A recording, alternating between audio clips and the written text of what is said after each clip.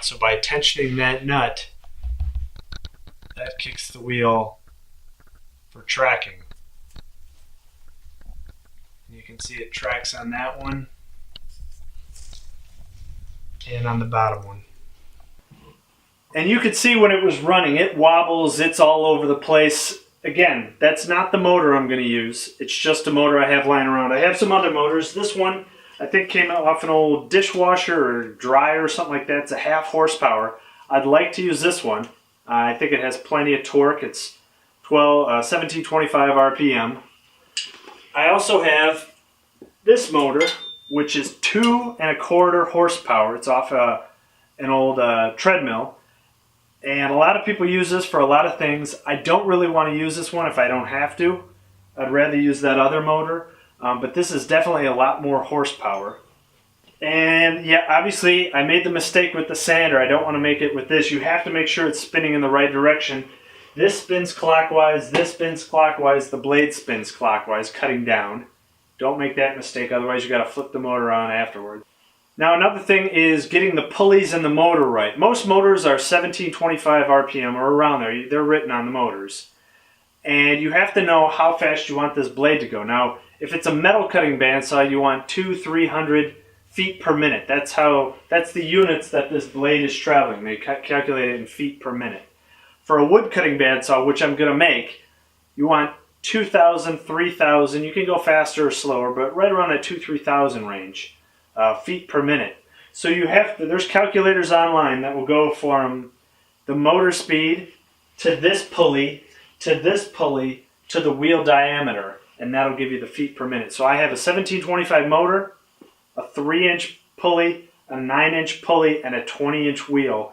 And with this motor has 2 different speeds. I think I can alternate it between 2,000 to 3,000 RPM. So that's something else I wanted to check. And again, this thing wobbles because the V-belt's messed up, it's not right. These pulleys aren't exactly aligned correctly.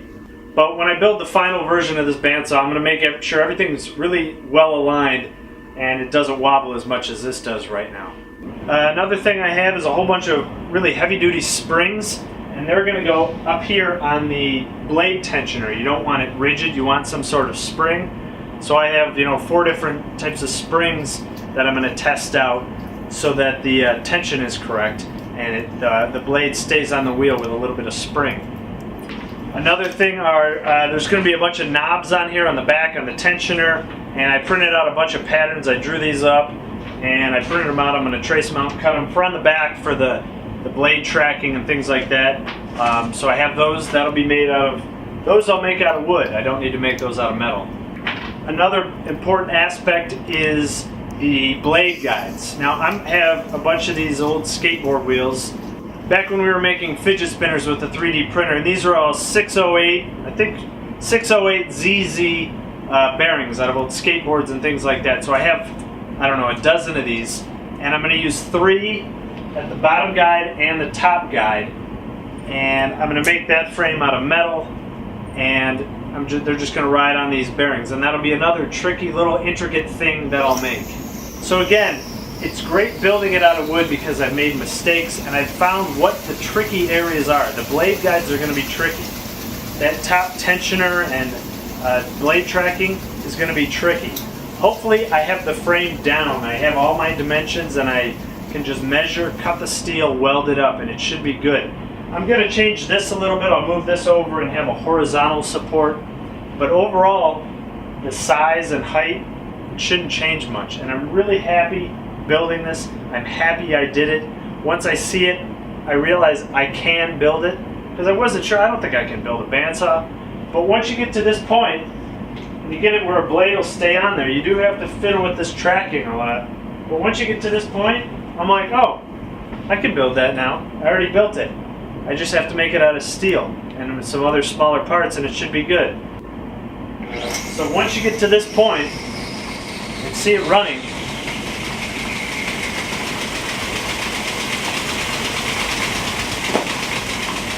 again, jumping all over the place. Once I get to this point and see it, I'm like, okay, now I just got to go find some cheap steel, go to a scrapyard, a junkyard, find some steel in somebody's trash, Again, it's going to have to be a big piece of steel for some of these frame pieces.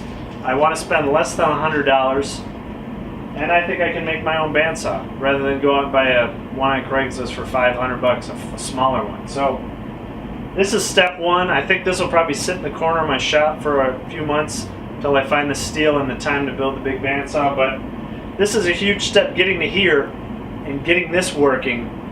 All the thought, all the problems have already been solved. So when I build the final one, there won't be any big surprises. There'll be little surprises, but I've kind of already made my mistakes here. So again, mocking up for me is the way to go. I know I'm gonna make mistakes when I build stuff. I'd rather make the mistakes with something cheap out of wood that I can fix and move, and just move brackets and add things, than out of steel, the final version. So hopefully I've made all the big mistakes, and when I ever do get around to building this out of steel, it goes really smoothly, and I have a bandsaw that'll last me the rest of my life. So hope you like it, and please leave some comments and things I should look out for when I actually build the final version. But yeah, let me know what you think. Thanks. Well, I hope you liked the video you just watched. If you did, feel free to subscribe by clicking the button on this side. You can also check out all the videos I've done, the playlist from things I've built, things I've fixed, home repair, 3D printing, and on this side you can check out a recommended video similar to the one you just watched. And as always, down in the description I'll put a link to my blog, which has more pictures and more information about the video you just watched. Thanks.